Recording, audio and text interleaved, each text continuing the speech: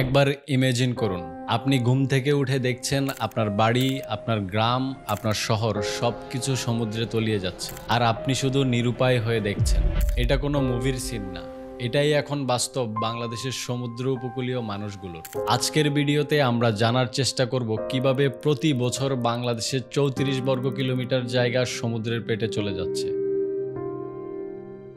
এবং কোন কোন জেলা 2080 সালের মধ্যে হারিয়ে যেতে পারে সমুদ্রের গহীনে। সাল 1958।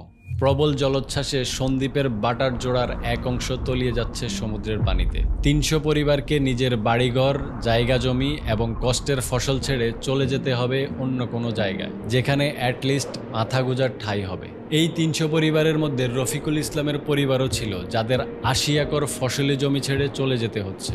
এই 300 পরিবারের যাদের এতদিন সবকিছুই ছিল, আজ তাদের কিছুই নেই।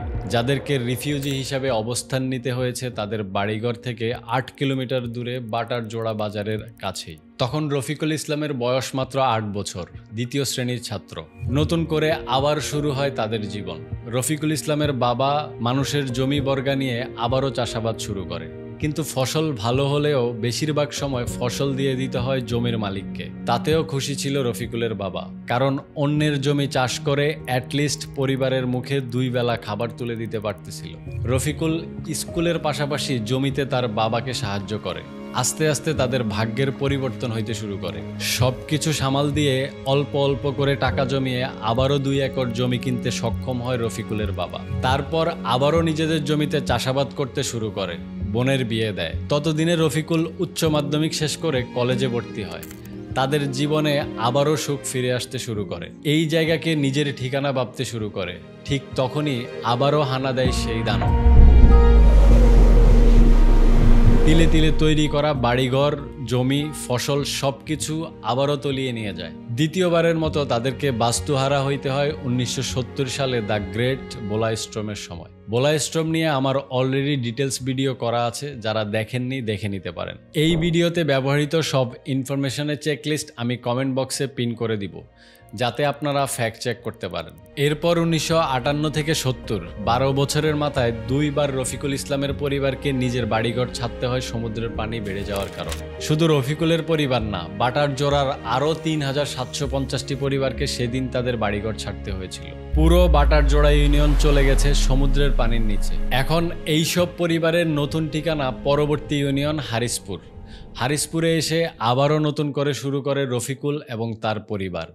সেই একই প্রসেস, আরেকজনের জায়গায় থেকে আরেকজনের জায়গায় কাজ করে জীবন পার করতে শুরু করে। রফিকুল ইসলাম হারিসপুরে এসে পড়াশোনার পাশাপাশি মানুষের বিপদে এবং প্রয়োজনে নিজেকে নিবেদিত করে, কারণ রফিকুল বুঝতে পেরেছিল বিপদে সাহায্য কতটা গুরুত্বপূর্ণ। ধীরে ধীরে রফিকুল হয়ে ওঠে হারিসপুরের জনপ্রিয় মুখ। জনপ্রিয়তা এবং মানুষের অনুরোধে ঠিক করেন চেয়ারম্যান নির্বাচন করার। অতিমাত্রায় জনপ্রিয়তার কারণে পরপর 3 বার চেয়ারম্যান নির্বাচিত হন। কিন্তু চেয়ারম্যান হওয়ার পরও 2019 সালের মধ্যে আরও 2 বার বাস্তুহারা হন সমুদ্রের কাছে। নিজে চেয়ারম্যান হওয়ার পরেও নিজের জন্য, নিজের মানুষের জন্য কিছুই করতে পারেননি Rafiqul Islam. The centre for environmental and geographic information সার্ভিসের মতে প্রতি বছর শুধু সন্দ্বীপে 1.51 বর্গ কিলোমিটার জায়গা হারিয়ে যাচ্ছে সমুদ্রের গহীনে। 1880 সালে যখন সন্দ্বীপ পাওয়া যায়, তখন সন্দ্বীপের আয়তন ছিল 502 বর্গ কিলোমিটার, আর বর্তমানে যার আয়তন 230 বর্গ কিলোমিটার। আপনি কি মনে করেন 2080 সাল পর্যন্ত সন্দ্বীপ টিকে থাকবে? কমেন্টস করে জানাবেন। শুধু সন্দ্বীপই না, কুতুবদিয়া, মনপুরা, চরফ্যাশন, হাতিয়া, টেকনাফ, মহেশখালী, কলাপাড়া, কুয়াকাটা এবং কক্সবাজার মিলিয়ে প্রতি বছর 38 বর্গ কিলোমিটার জায়গা পানির নিচে তলিয়ে যাচ্ছে। ধারণা করা হচ্ছে 2030 সালের মধ্যে উপকূলীয় অঞ্চলে আরও 5200 হেক্টর ফসলি জমি তলিয়ে যাবে পানির নিচে, যার কারণে 13,700 টন খাদ্য উৎপাদন ক্ষমতা হারিয়ে ফেলবে বাংলাদেশ। শুধু খাদ্য উৎপাদনকারী জমিই না, টুরিস্ট প্লেস লাইক কক্সবাজার এবং কুয়াকাটাও প্রতি বছর হারাচ্ছে বিচ এলাকা। প্রতি বছর সর্বোচ্চ 2.6 কিলোমিটার এবং সর্বনিম্ন 96 মিটার এলাকা হারাচ্ছে কক্সবাজার। কক্সবাজার সৈকতে দেখা দিয়েছে স্মরণকালের ভয়াবহ ভাঙন। আর কুয়াকাটা তো প্রায় শেষের দিকেই। প্রতি বছর ৩ থেকে ৪ মিটার বিচ ক্ষয় হয়ে তলিয়ে যাচ্ছে পানির নিচে। ২৪ কিলোমিটার লম্বা বিচের ১৪ কিলোমিটার অলরেডি পানির নিচে তলিয়ে গেছে এবং ৪৮০ মিটার মেইনল্যান্ড মানে কুয়াকাটা শহরের দিকে চলে এসেছে সমুদ্র, যার কারণে কুয়াকাটা প্রায় পর্যটন শূন্য হয়ে যাচ্ছে দিন দিন। পর্যটন মৌসুমেও দর্শনার্থী শূন্য কুয়াকাটার সমুদ্র সৈকত। ঢেউয়ের তাণ্ডবে লন্ড ভন্ড হয়ে পড়েছে কুয়াকাটা সমুদ্র সৈকত। শুধু তাই না, ২০১২ সালের ওয়ার্ল্ড ব্যাংকের করা একটা রিসার্চে বলা হয়েছে ২০৮০ সালের মধ্যে বাংলাদেশের দক্ষিণাঞ্চলের প্রায় ৪০% এলাকা পানির নিচে তলিয়ে যেতে পারে। দক্ষিণাঞ্চল বলতে কক্সবাজার, চট্টগ্রাম, ফেনী, নোয়াখালী, লক্ষ্মীপুর, ভোলা, পটুয়াখালী, বরগুনা, বাগেরহাট, সাতক্ষীরা, এই 10টি জেলা। এবং গ্লোবাল সেন্টার অন অ্যাডাপশনের আরেকটা জরিপে বলা হয়েছে ২০৫০ সালের মধ্যে বাংলাদেশের ১৭% জায়গা তলিয়ে যেতে পারে পানির নিচে।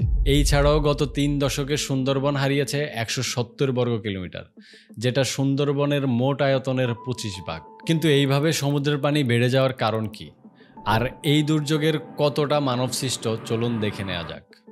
গ্রিন হাউস ইফেক্ট, এই শব্দটা আপনারা সবাই কখনো না কখনো অবশ্যই শুনেছেন, কিন্তু আসলে আমরা কেউই তেমন গুরুত্ব দেই না, কারণ আমরা মনে করতেছি গ্রিন হাউস ইফেক্টের কারণে তো সরাসরি আমার কোনো ক্ষতি হচ্ছে না। কিন্তু না, আমরা ভুল ভাবতেছি।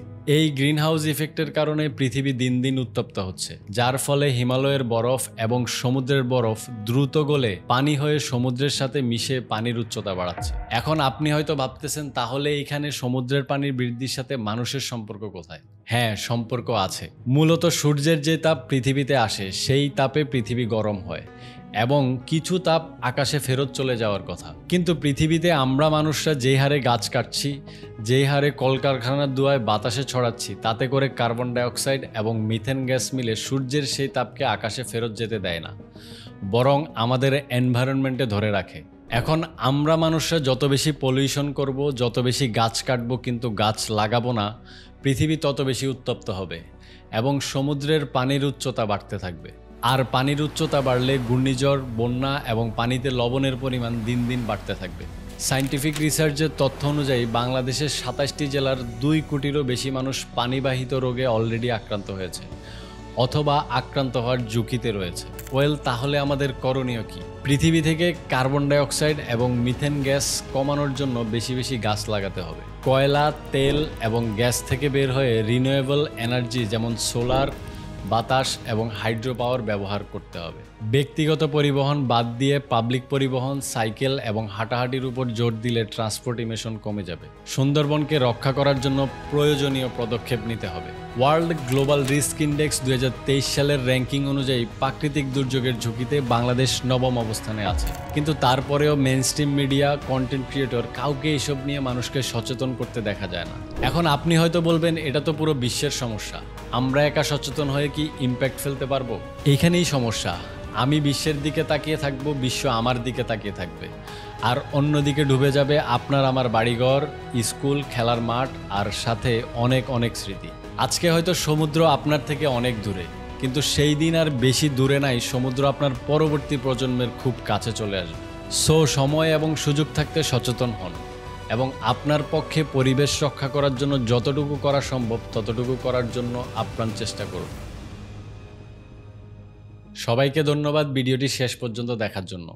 ভিডিওটিকে হেল্পফুল মনে হলে শেয়ার করে দিতে পারেন। আর পরবর্তীতে এই ধরনের ভিডিও দেখতে চাইলে চ্যানেলটিকে সাবস্ক্রাইব করে নোটিফিকেশন বেলটি ক্লিক করে দিতে পারেন, যাতে পরবর্তীতে ভিডিও আপলোড হওয়ার সাথে সাথেই আপনার কাছে সবার আগে চলে আসে। দেখা হবে অন্য কোনো ভিডিওতে। টিল দেন, সবাই ভালো থাকবেন, সুস্থ থাকবেন। আল্লাহ হাফেজ।